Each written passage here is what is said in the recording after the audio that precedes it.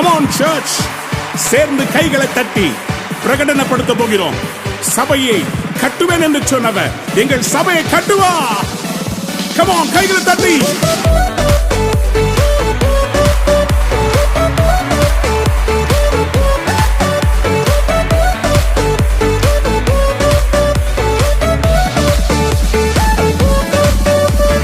இந்த கல்லின் மேல் என் சபையை கட்டுவேன், பாதாளத்தின் வாசல் அதை மேற்கொள்ளாதே. இந்த கல்லின் மேல் என் சபையை கட்டுவேன், பாதாளத்தின் வாசல் அதை மேற்கொள்ளாதே. சபையின் தலைவர் இயேசுவே, மூளைக்கு தலைக்கல் இயேசுவே. சபையின் தலைவர் இயேசுவே, மூளைக்கு தலைக்கல் இயேசுவே. ஹல்லேலூயா ஹல்லேலூயா, சபைதான் ஜெயிக்குமே. ஹல்லேலூயா ஹல்லேலூயா, பாதாளம் தோற்குமே.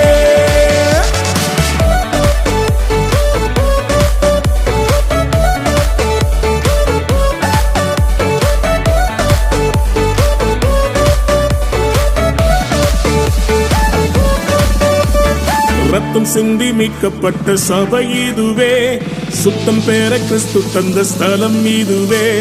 ரத்தம் சிந்தி மீட்கப்பட்ட சபை இதுவே, சுத்தம் பெற கிறிஸ்து தந்த ஸ்தலம் இதுவே. சபைகளில் நிலை நாட்டினி, புது மனிதனாய் என்னை மாற்றினி, வாழ்க்கையை செழிப்பாக்கினி, கிருபையால் உயர்த்தினி, என்னை கிருபையால் உயர்த்தினி. இந்த கல்லின் மேல் என் சபையை கட்டுவேன், பாதாளத்தின் வாசல் அதை மேற்கொள்ளாதே. இந்த கல்லின் மேல் என் சபையை கட்டுவேன், பாதாளத்தின் வாசல் அதை மேற்கொள்ளாதே.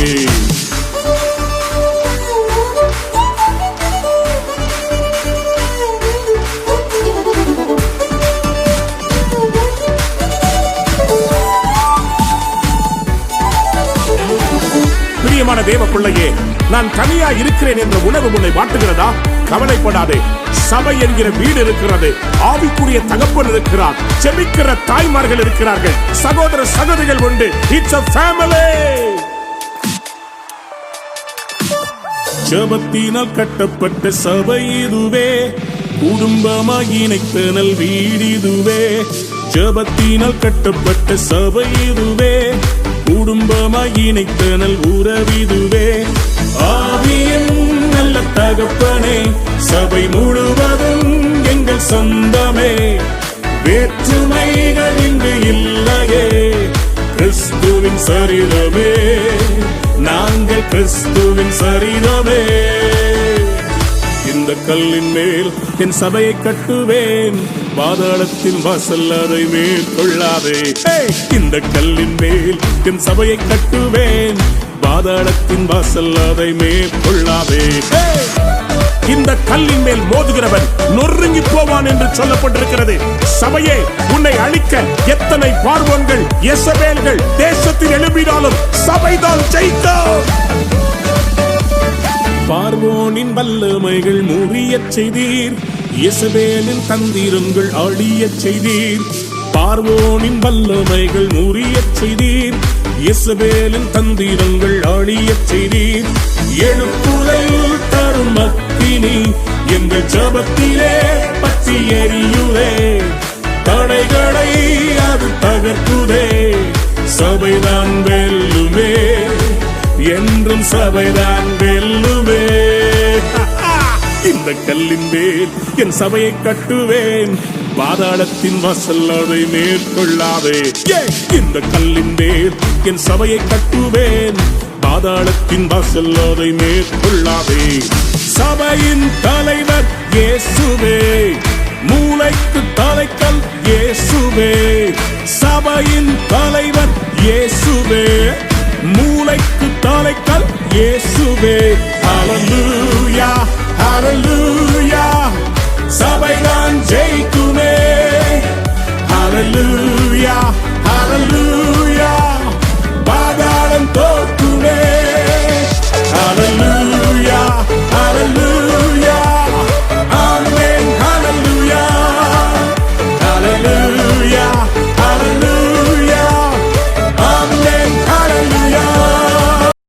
கர்த்தருடைய பரிசுத்த நாமத்திற்கு மகிமை உண்டாவதாக. பிரியமானவர்களே, உங்கள் யாவருக்கும் இயேசு கிறிஸ்துவின் நாமத்தினாலே நான் வாழ்த்துதலை கொண்டு வருகிறேன். நீங்கள் எல்லோரும் சந்தோஷமாய் இருக்கிறீர்கள், சுகபலத்தோடு இருக்கிறீர்கள் என்று சொல்லி நான் விசுவாசிக்கிறேன். இந்த கோவிட் காலங்களிலும் கூட நாம் அநேக ஊழியங்கள் செய்ய முடியாமல் இருந்தாலும் இந்த நாளிலே ஆன்லைன் மூலியமாக மறுபடியும் இந்த குடும்ப வேத தியானத்தை நாம் தியானிப்பதற்கு கர்த்தர் கொடுத்த அவருடைய கிருபைக்காக நம் கர்த்தருக்கு நன்றி செலுத்துவோம். இன்றைக்கும் கூட ஒரு புதிய தலைப்போடு உங்களை சந்திப்பதற்கு கர்த்தர் கொடுத்த கிருபைக்காக நான் கர்த்தருக்கு நன்றி செலுத்துகிறேன். இன்றைக்கு நாம் பார்க்க போகிற தலைப்பானது moving on to greater heights, பெரிய உயரங்களுக்கு நகரு அப்படின்னு சொல்லும்போது இன்னும் மகிமையான உயரம் ஒன்று இருக்கிறது. அதான் நம்முடைய ஆண்டவராக இயேசு கிறிஸ்துவை நோக்கி செல்கிற உயரம். எந்த காரியம் செய்தாலும் நாம் இதோடு போதும் என்று நாம் நினைக்காதபடிக்கு இன்னும் உயரமாக அவரிடத்தில் கிட்டி சேர வேண்டும் என்று நினைப்பதை குறித்து தான் இன்றைக்கு நாம் பார்க்க போகிறோம். இன்றைக்கு நாம் எடுத்துக்கொள்ளப்பட்ட வேத பகுதி என்னென்னு பார்த்தீங்கன்னா, பிலிப்பியர் 3ஆம் அதிகாரம் வசனம் 4 தொடங்கி 14 முடிய. இந்த வசனங்களில் தான் பிரியமானவர்களே இன்றைக்கு நாம் தியானிக்க போகிறோம்.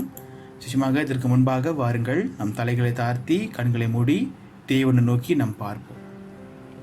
ஸ்தோத்திரம் ஆண்டவரே, உமக்கு நன்றி செலுத்துகிறோம். ஆண்டவரே, பவுலுடைய வாழ்க்கையை பவுல் முன்னோக்கி பார்க்கும்போது அவருடைய வாழ்க்கையிலே அவன் சிறந்தவனாக காணப்பட்டான் என்று சொல்லி அநேக காரியங்களை அவன் சொல்லுகிறான். ஆனாலும் அதெல்லாம் ஒன்றுமே இல்லை, குப்பை தூசி என்று அவன் சொல்லுகிறதை பார்க்கிறோம்.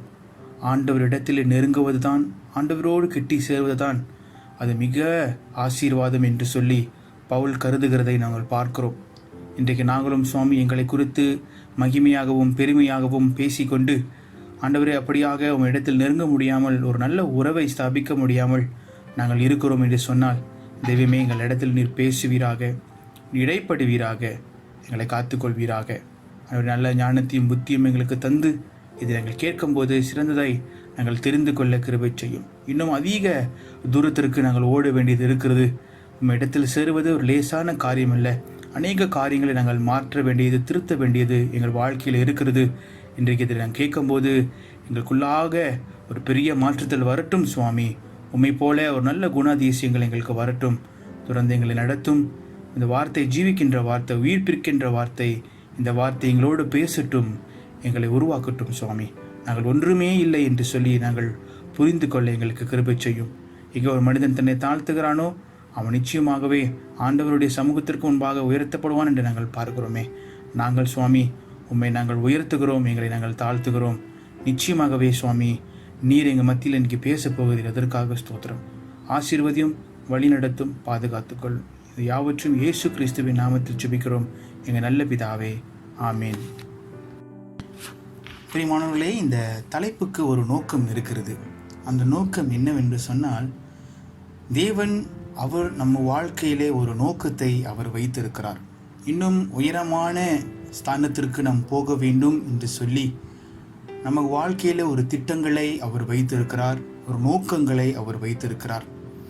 இந்த அதிகாரம் என்னத்தை காண்பிக்கிறது என்று சொன்னால், நம் வாழ்க்கையிலே நாம் செய்த சாதனைகள், நாம் கடந்து போகின்ற பாதைகளிலே இதை மட்டுமே நாம் நினைத்து, நம் வாழ்க்கையில் நடந்த அந்த சாதனைகளை மட்டுமே நினைத்து பார்த்து வாழ்வதில்லை. அதை விட இன்னும் மேலான காரியங்களை கர்த்தர் வைத்திருக்கிறார்.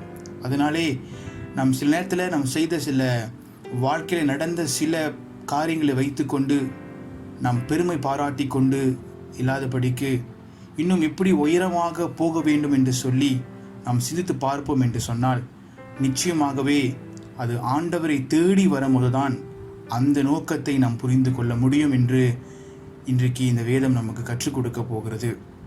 விசேஷமாக நம்மளுடைய வாழ்க்கையில் நம்ம சாதித்த சில காரியங்களை வைத்துக்கொண்டு மேன்மை பாராட்டி கொண்டு அதே பேசி கொண்டு இருக்கிறவர்களாய் நாம் இருப்போம் என்று சொன்னால், இன்னும் தூரத்திற்கு, இன்னும் உயரத்திற்கு நாம் போக முடியாது.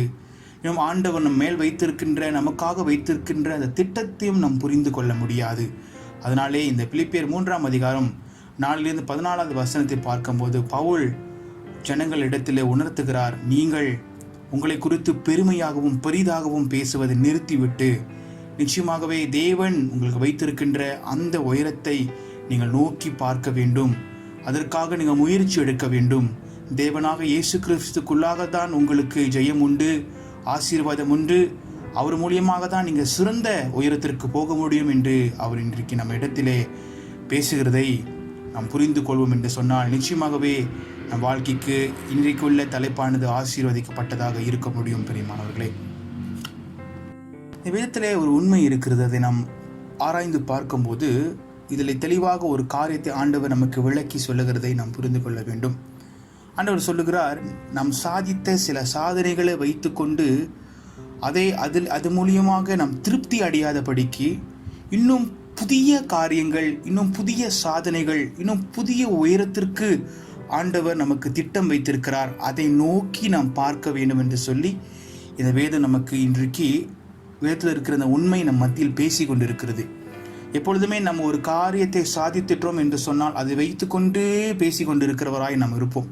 நம் குடும்பத்திலும் சரி, நம் தனிப்பட்ட வாழ்க்கையிலும் சரி, ஆண்டவர் இன்னைக்கு உணர்த்துகிறது என்னவென்று சொன்னால், அதை வைத்தே பேசிக்கொண்டில்லாதபடிக்கு இன்னும் புதிய காரியங்கள், புதிய திட்டங்கள் ஆண்டவர் நமக்காக வைத்திருக்கிறார். அதை நோக்கி நாம் பார்க்க வேண்டியது மிகவும் அவசியம் என்று இந்த பிலிப்பியர் 3ஆம் அதிகாரம் 4-14 வசனம் தெளிவாக பேசுகிறதை நாம் கேட்க வேண்டும். பிரியமானவர்களே, நாம் வேதத்துக்குள்ளாக போவதற்கு முன்பாக சில காரியங்களை நாம் பார்ப்போம், ஒரு கேள்விகள் கேட்போம், அதற்கு பதிலாக சில பதில்கள் இருக்கிறது, அதை நாம் ஆராய்ந்து பார்ப்போம். எதற்காக ஜனங்கள் எப்பொழுதுமே பழைய காரியங்களை குறித்து ஞாபகார்த்தமாக அதை பேசிக்கொண்டே இருப்பார்கள் என்று சொல்லி நாம் ஆராய்ந்து பார்க்கும்போது அது நிச்சயமாகவே அவர்களுடைய உள்ளத்திற்கு ஒரு சந்தோஷத்தை கொண்டு வரும். ஒரு பழைய நினைவுகள் நிச்சயமாகவே ஒரு சந்தோஷத்தை இருதயத்திற்கு கொண்டு வரும் என்று சொல்லி நமக்கு தெரியும். ஆனால் அந்த சந்தோஷம் மட்டுமே நமக்கு போதாது என்று ஆண்டவர் நமக்கு விளக்கி சொல்லுகிறார். ஏனென்றால் ஆண்டவர் இதைவிட இன்னும் அதிகமான சந்தோஷத்தை நம் வாழ்க்கையில் வைத்திருக்கிறார். நாம் செய்த சில காரியங்களை மட்டுமே நினைத்து சந்தோஷப்பட்டு கொண்டே இருப்போம் என்று சொன்னால் நாம் வாழ்வதிலே ஒரு பிரயோஜனம் இல்லை. ஏன்னால் ஆண்டவர் இன்னும் நிறைய காரியங்கள் செய்வதற்கும் இன்னும் உயரத்திற்கு போவதற்கும் நமக்கு பாதைகளை வைத்திருக்கிறார். அது மூலியமாக இன்னும் சந்தோஷமான நினைவுகளும் அது மூலியமாய் நமக்கு கிடைப்பதற்கு முடியும். அதனாலே நாம் எப்பொழுதுமே பழைய காரியங்களை மட்டுமே சிந்தித்து பார்க்காதபடிக்கு இன்னும் அதிகமாக மெமரிஸ் நாம் சேர்த்து வைக்க வேண்டியதாகவே அது இருக்கிறது. பிரியமானவர்களே, இது ஏன் நான் சொல்லுகிறேன் என்று சொன்னால், இந்த வேதத்தை ஆராதிக்கும் போது பவுல் அவருடைய வாழ்க்கையை குறித்து, அவர் கடந்து வந்த வாழ்க்கை குறித்து அவர் அநேகமாக பெருமையாக அவர் அது சாதித்தார் என்று சொல்லி அந்த வண்ணமாக அவர் சந்தோஷப்பட்டு கொண்டிருந்தவராய் காணப்பட்டார். எப்பொழுது அவருக்குள்ளாக அதை உணர்ந்தாரோ, அதெல்லாம் ஒன்றுமே இல்லை என்று சொல்லி அவர் உணர்ந்தாலோ ஆண்டவருக்குள்ளாக ஒரு புதிய உறவை ஸ்தாபிப்பதற்கு முடிந்தது.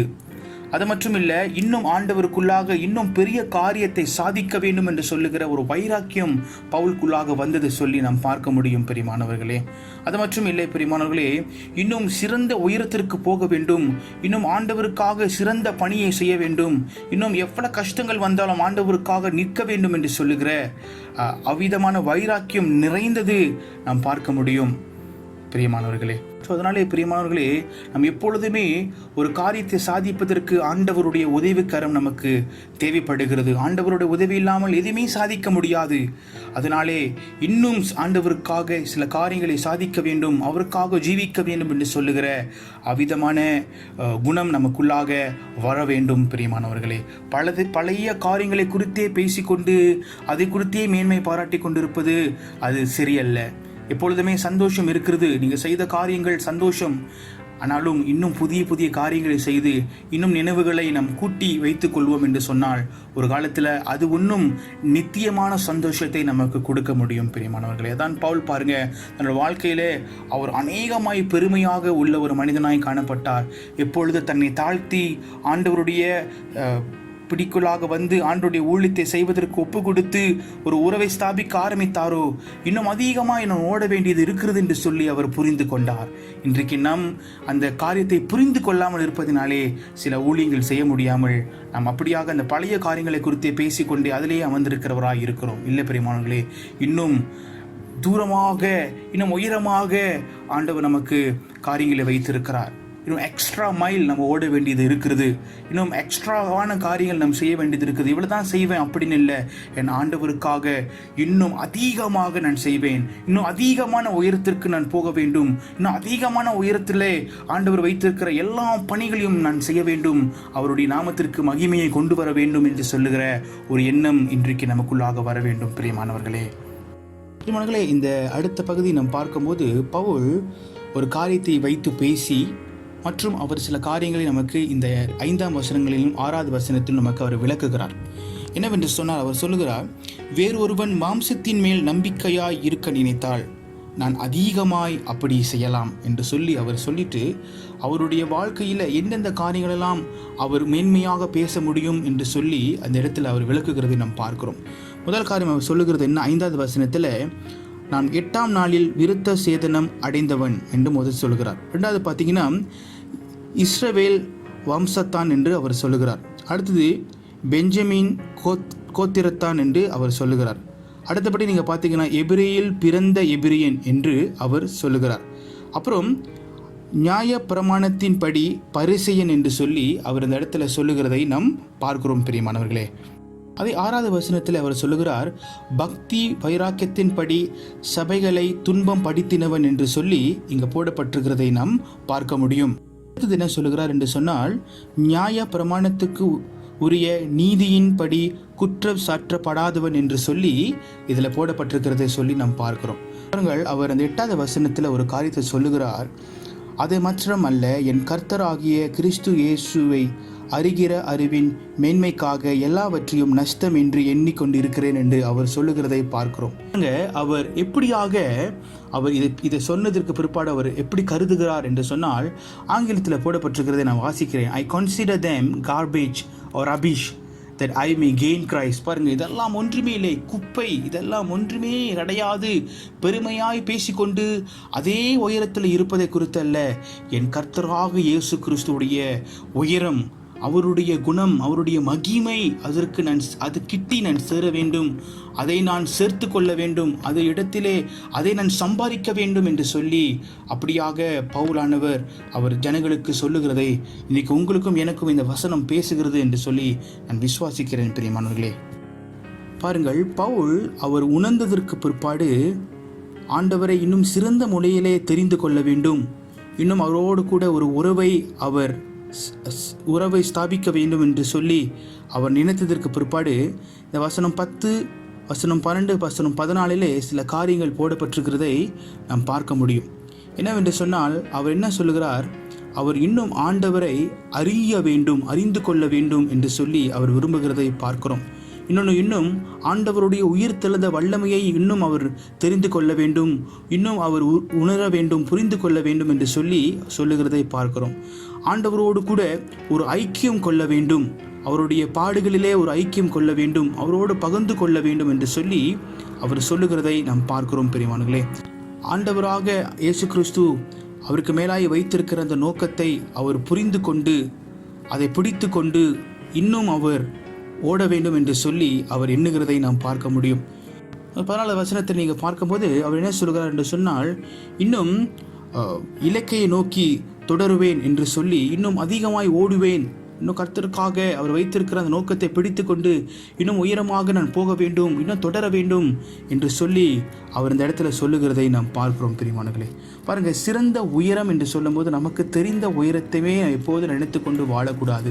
ஆண்டவர் சொல்லுகிறார், அவர் வைத்திருக்கின்ற அந்த உயரம் என்னவென்று யாருக்குமே தெரியாது. அதனாலே நம் நினைத்து கொண்டிருக்கிற பெருமையாக நம்ம வாழ்க்கையை நினைத்து கொண்டிருந்த காரியங்கள் எல்லாத்தையும் நாம் இறக்கி வைத்துட்டு, நான் ஒன்றுமே இல்லை ஆண்டவரே, நீ தான் யாவும் என்று சொல்லி அவர் சமூகத்தில் ஒப்பு கொடுத்து தாழ்த்தும் போது நிச்சயமாகவே ஆண்டவர் நம்ம வாழ்க்கையில் நமக்கு வைத்திருக்கிற அந்த பணிகளையும் அந்த காரியங்களையும் நமக்கு கொடுத்து இன்னும் நம்மளை உயரமாக நம்மளை நடத்தி செல்கிறவராக அவர் இருக்கிறார். பிரியமானவர்களே, அடுத்தபடியாக நீங்கள் பார்க்கும்போது எந்த காரியங்கள் இல்லை எப்படி பவுல் ஆண்டவருக்கு ஒரு மிகுந்த ஒரு கணத்தையும் மற்றும் அவரோடு கூட அவரை அறிய வேண்டும், அவரோடு நல்ல ஒரு உறவு வைக்க வேண்டும் என்று சொல்லி அவரை உணர்த்தினது ஒரு தூண்டுதல் எது என்று நாம் பார்க்கும்போது சில காரியங்கள் இங்கு இருக்கிறது. அதில் நாம் பார்க்கும்போது கிறிஸ்து பவுலை ஒரு புதிய மனிதனாக அவர் மாற்றினார். அது ஒரு சிறந்ததாக இருக்கிறது பவுல் ஆண்டவரோடு கூட ஒரு நல்ல உறவில இருப்பதற்கு. ரெண்டாவது, பவுலுக்கு ஆண்டவர் ஒரு புதிய வாழ்க்கையோடைய அர்த்தங்களையும் நோக்கங்களையும் ஆண்டவர் கொடுத்திருக்கிறதை நாம் பார்க்க முடியும். அவர் முந்தி வாழ்ந்த வாழ்க்கைக்கும் இப்பொழுது வாழுற வாழ்க்கைக்கும் இருக்கின்ற அர்த்தங்களை புரிய வைக்கிறார். முந்தி அவர் வாழ்ந்த வாழ்க்கை ஒன்றுமே இல்லை, அது ஒரு குப்பையாக எண்ணினார் அல்லவா. அதனால ஆண்டவர் மகிமையான ஒரு வாழ்க்கையும் மகிமை நிறைந்த ஒரு நோக்கத்தையும் அவர் வாழ்க்கையில் வைத்திருந்ததை நாம் பார்க்க முடியும். அப்படியாக நீங்கள் பார்க்கும்போது அவர் கர்த்தருடைய உயிர்த்தெழுந்த சத்தியத்தை பார்த்து பிரமித்து நிற்கிறதை நாம் பார்க்க முடியும். கர்த்தருடைய உயிர்த்தெழுந்த வல்லமையை அவர் பார்த்து பிரமித்து அவர் நிற்பதை நாம் பார்க்க முடியும் பிரியமானவர்களே. மற்றபடியாக நாம் பார்க்கும்போது அவருடைய துன்பத்தால் அவர் தொடப்பட்டார் என்று சொல்லி நாம் பார்க்க முடியும். அவர் பட்ட துன்பங்கள் துயரங்கள் எல்லாத்தையும் பார்த்து அவர் தொடப்பட்டிருக்கிறார் என்று சொல்லி நாம் இந்த இடத்துல பார்க்கிறோம் பிரியமானவர்களே. அது மட்டுமில்லை, அவருடைய வாழ்க்கையில் அவர் கடந்து போனது எல்லாம் ஒன்றுமே இல்லை, கிறிஸ்து கடந்து போனதை விட நான் கடந்து போனது ஒன்றுமே இல்லை என்று சொல்லி ஆண்டவராலே தான் எல்லாமே கூடும் என்று சொல்லி அவர் நினைத்ததினாலே அவர் நிச்சயமாகவே உண்மையாகவே ஆண்டவரோடு கூட ஒரு நல்ல ஒரு உறவை அவர் ஸ்தாபிக்க ஆரம்பித்தார் என்று சொல்லி நாம் பார்க்கிறோம் பிரியமானவர்களே. பவுலை குறித்து நாம் சில காரியங்கள் சொல்ல வேண்டும் என்று சொன்னால், அவருடைய குணத்தை பற்றி நாம் சில காரியங்களை சொல்ல வேண்டும் என்று சொன்னால், அவர் புதிய வாழ்க்கைக்குள்ளாக வந்ததற்கு பிற்பாடு புதிய பவுலாக நாம் அவரை பார்க்கும்போது சில காரியங்கள், அவர் சில நல்ல குணங்கள் அவருக்குள்ளாக இருக்கிறது பார்க்கும்போது, முதல் காரியம், he was passionate about Christ. ஆண்டவருக்கு ரொம்ப வைராக்கியம் உடையவராக, கிறிஸ்துவுக்கு வைராக்கியம் உடையவராகவே அவர் இருந்தார் என்று சொல்லி நாம் பார்க்கிறோம். அப்படியே நீங்கள் பார்க்கும்போது he was single minded, ஒத்த எண்ணம் கொண்டவர் அப்படின்னு சொன்னால், அவர் கிறிஸ்துவை குறித்து தான் அதிகமாக நோக்கி பார்த்து அவருடைய வாழ்க்கை தரத்தை மட்டுமே பிடித்து கொண்டு நின்றவராக காணப்பட்டார். அநேகர் சொன்னாலும் அதெல்லாம் பெருசுபடுத்தாதபடிக்கு கிறிஸ்துவே எனக்கு ஜீவியம், கிறிஸ்துவே எனக்கு யாவும் என்று சொல்லி கிறிஸ்துவை பற்றி மட்டுமே நினைத்து வாழ்ந்த ஒரு மனிதனாக பவுல் மாற்றப்பட்டார் என்று சொல்லி நாம் பார்க்க முடியும். பார்க்கும்போது ஏதாவது ஒரு புதிய காரியங்கள் இல்லை சிறந்த காரியங்கள் வரும்போது அதை மாற்றிக்கொள்ள வேண்டும் என்று நினைக்கிறவராகவே அவர் இருக்கிறார். அதே காரியத்தை பிடித்து கொண்டு உட்காராதபடிக்கு ஆண்டவருக்குள்ளாக எப்படி இன்னும் சிறந்த முறையில் செய்ய வேண்டும் என்று சொல்லி ஒரு புதிய திட்டங்கள் அவருக்கு வரும்போது அதை ஏற்றுக்கொள்கிற மனப்பக்குவம் உள்ளவராக அவர் காணப்படுகிறார் என்று சொல்லி நாம் பார்க்க முடியும். அடுத்தபடியாக பார்க்கும்போது சிறந்த லட்சியம் கொண்டவராக, இன்னும் ஆண்டவருடைய உயிர்த்தெழுந்த வல்லமை மூலியமாக இன்னும் அநேக காரியங்களை சாதிக்க வேண்டும் என்று சொல்ல நினைக்கக்கூடிய ஒரு சிறந்த லட்சியத்தை கொண்டவராக அவர் காணப்படுகிறார் என்று சொல்லி நாம் பார்க்கிறோம். எப்படி கிறிஸ்து வேதனைப்பட்டாரோ அதே விதமாக வேதனைப்படுவதற்கு, ஒரு காரியத்தை ஆண்டவர் செய்த அந்த நோக்கத்தை நிறைவேற்றுவதற்காக அவரும் அந்த பாடுகளை அனுபவிப்பதற்கு ஆயத்தமாக உள்ளவராக பவுல் இருக்கிறார் என்று சொல்லி நாம் பார்க்க முடியும். அது மட்டுமல்ல பிரியமானவர்களே, அவர் ஓட்டத்தை சிறந்த முறையில் ஓடி அந்த பரிசை வெல்ல வேண்டும், பெற்றுக்கொள்ள வேண்டும் என்று சொல்லி நினைக்கிறவராகவே அவர் இருக்கிறார். அதாவது அவருடைய முடிவு சம்பூர்ணமாக இருக்க வேண்டும் என்று சொல்லி நினைக்கிற ஒரு தெய்வ மனிதனாக பவுல் காணப்படுகிறதை இந்த வசனத்திலே நாம் பார்க்கிறோம். பாருங்க, விசேஷமாக இதில் இருக்கிற ஒரு குணாதிசயம் அழுத்தமாக நான் சொல்ல ஆசைப்படுகிறேன். என்னவென்று சொன்னால், விசேஷமாக ஒரு புதிய காரியங்கள் கிறிஸ்துவுக்காக செய்ய வேண்டும் என்று நமக்கு சிந்தனை வரும்போது அதை மாற்றிக்கொள்கிற பக்குவம் பவுலுக்கு இருந்தது. அதனாலே பாருங்க, ஊழியத்தில் இன்னும் சிறந்ததை பவுலுக்கு செய்ய முடியுது நாம் பார்க்கிறோம். இன்றைக்கு அநேக காலகட்டத்தில் நாம் பார்க்கிறது என்னவென்று சொன்னால், நம் தலைமுறையாக நம்மளுடைய வாழ்க்கையில் எப்பொழுதுமே அதை செய்து கொண்டே இருப்பதனாலே அதை தான் நான் செய்வேன் என்று சொல்லி அதிலே பிடித்து கொண்டு இருப்பது ஒரு பக்கம் சரியல்ல பிரியமானவர்களே. நாம் மாற வேண்டிய நேரத்தில் சில காரியங்களை நாம் மாற்றுவதற்கு இடம் கொடுக்கும் போதுதான் ஒரு புதிய அற்புதங்களும் அதிசயங்களும் நம் வாழ்க்கையிலே நடைபெறுவதை நாம் பார்க்க முடியும். அதன் மூலியமாக இன்னும் அநேக ஜனங்களும் ஆசீர்வதிக்கப்பட முடியும் பிரியமானவர்களே. ஆண்டவராக இயேசு கிறிஸ்துவோடு கூட ஒரு நல்ல உறவை கட்டுவதற்கு நாம் என்ன செய்ய வேண்டும்? அது மட்டுமல்ல, இன்னும் சிறந்ததை ஆண்டவருக்காக சாதிக்க வேண்டும் என்று நினைக்கும் போது நாம் என்ன செய்ய வேண்டும் என்று சொல்லி இங்கே நான் பார்க்கும்போது சில காரியங்களை உங்களுக்கு நான் சொல்லியிருக்கிறேன். இது செய்வோம் என்று சொன்னால் நிச்சயமாகவே நமக்கு இன்னும் சிறந்த உயரத்திற்கு நாம் போக முடியும். இன்னும் அதிகமாய் கர்த்தர் நமக்கு உதவி செய்ய முடியும். இன்னும் அதிகமான காரியங்கள் கடவுளுக்காக நாம் செய்ய முடியும். எல்லாருக்கும் தெரிந்த காரியம்தான் வேதத்தை வாசிப்பது, நமக்கென்று ஒரு தனிப்பட்ட ஜெப நேரத்தை ஒதுக்கி வைப்பது. அடுத்தபடியாக பார்க்கும்போது கடவுளுக்கு சேவை செய்வதற்கு ஒரு புதிய வாய்ப்புகள் வரும்போது அதற்கு திறந்த மனதுடையவர்களாக நாம் இருக்க வேண்டும். அந்த வாய்ப்புகளை ஏற்றுக்கொள்கிறவர்களாக நாம் இருக்க வேண்டும். அடுத்து பார்க்கும்போது ஆண்டவருக்காக அநேகர் ஊழியம் செய்த ஊழியர்களுடைய வரலாறை நாம் வாசிக்க வேண்டும். அவர்களுடைய வாழ்க்கை எப்படியா இருந்திருக்கு என்று சொல்லி எழுந்திருக்கப்பட்ட அந்த வரலாறுகளை நம்ம எடுத்து வாசிக்க வேண்டும். அது மட்டும் இல்லை, அநேக ஊழியம் செய்த ஊழியர்களுடைய சாட்சிகளை நாம் வாசிக்க முடியும். இன்றைக்கு புத்தகமும் இருக்கிறது. நீங்கள் ஆன்லைனில் போய் கூகுளில் சிலருடைய பெயர்களை தட்டும்போது அவர்களுடைய வரலாறும் இருக்கும், அவர்களுடைய சாட்சிகளும் அங்கே இருக்கும். அதெல்லாம் நீங்கள் வாசிக்கும் போது இன்னும் அந்த சாட்சி என்ன செய்யும், இன்னும் ஆண்டவரோடு கூட ஒரு உறவை பலப்படுத்துவதற்கும் மற்றும் ஆண்டவருக்காக அவர்கள் செய்த அந்த ஊழியத்தை பார்க்கும்போது நானும் இன்னும் ஆண்டவருக்காக ஏதாவது செய்யணும் என்று சொல்லுகிற ஒரு வைராக்கியம் நமக்குள்ளாக வரும் பிரியமானவர்களே. அதனாலே நாம் செய்ததை குறித்து பெருமையாக நாம் வாழ்ந்து வந்த குடும்ப வம்ச வரலாறை வைத்துக்கொண்டு இன்னும் பெருமையாய் பேசிக்கொண்டு இல்லாதபடிக்கு நம்மளை தாழ்த்துவோம், ஆண்டவரை மகிமைப்படுத்துவோம். இன்னும் எப்படி சிறந்த முறையிலே ஊழியம் செய்ய வேண்டும், இன்னும் எப்படி சிறந்ததை நாம் செய்ய முடியும் என்று சொல்லி சிந்தித்து பார்ப்போம். இந்த கோவிட் காலத்தில் எப்படி இன்னும் சிறந்த முறையில் ஊழியம் செய்ய முடியும், எப்படி இந்த சிறந்த முறையில் ஆண்டவருக்கு மகிமையை கொண்டு வர முடியும் என்று சொல்லி நாம் சிந்தித்து பார்க்கிறவர்களாக இருப்போம் என்று சொன்னால் நிச்சயமாகவே ஆண்டவருக்கு மகிமையை அது கொண்டு வரும். பிரியமானவர்களே, கிறிஸ்து இயேசுவினால் நான் எதற்காக பிடிக்கப்பட்டேனோ அதை நான் பிடித்து கொள்ளும்படி ஆசையாய் தொடர்கிறேன். பாருங்கள், எதற்காக ஆண்டவர் இன்றைக்கு நம்மளை பிடித்து, எதற்காக ஆண்டவரை அவருடைய சீஷர்களாக நம்மளை உருவாக்கி வைத்திருக்கிறாரோ அந்த காரியங்களை நாம் பிடித்து கொள்வோம், ஆசையாய் தொடர்வோம், ஆசையாய் கர்த்தருக்காக ஊழியம் செய்வோம், ஆசையாய் கர்த்தருக்காக ஓடுவோம், ஆசையாய் கர்த்தருக்காக வாழுவோம். நிச்சயமாகவே ஆசீர்வதிக்கப்பட்ட ஒரு வாழ்க்கையை நாம் வாழ்வோம். இன்றைக்கு எந்த ஒரு காரியத்தையும் ஆசைப்படாதபடிக்கு கஷ்டத்திலும் வேதனையிலும் கடமையாக வந்துருச்சு அப்படின்னு நினச்சி நம் செய்வதனாலே தான் நம் கர்த்தருக்காக ஓட முடியாமல் இருக்கிறது. இன்றைக்கி கர்த்தருக்காக நான் செய்யும்போது ஆசையாய் செய்கிறேன்.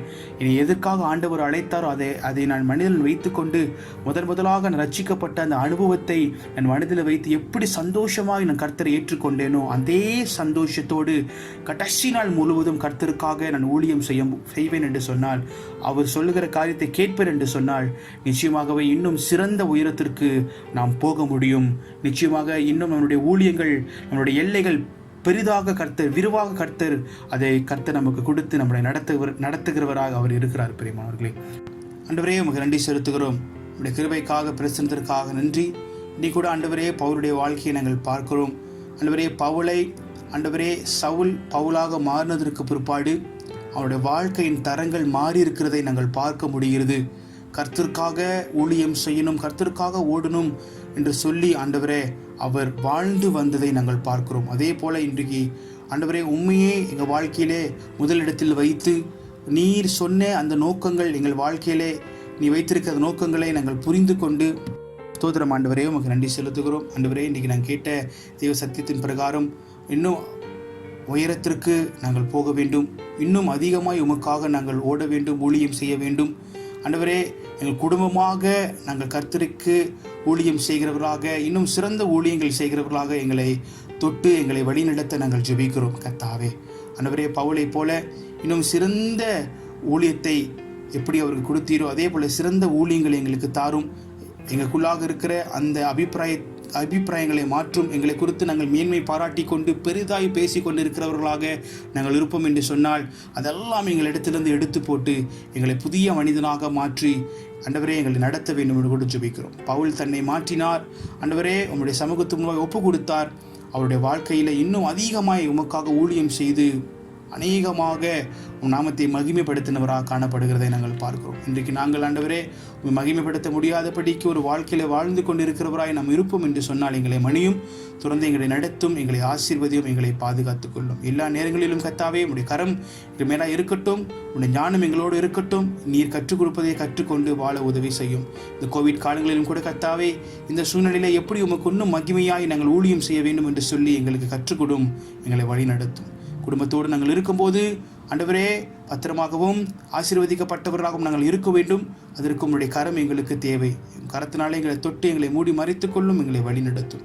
இயேசுவின் நாமத்தில் ஜெபிக்கிறோம் நல்ல பிதாவே, ஆமீன். இந்த கல்லின் மேல் என் சபையை கட்டுவேன், பாதாளத்தின் வாசல் அதை மேற்கொள்ளாதே. இந்த கல்லின் மேல் என் சபையை கட்டுவேன், பாதாளத்தின் வாசல் அதை மேற்கொள்ளாதே.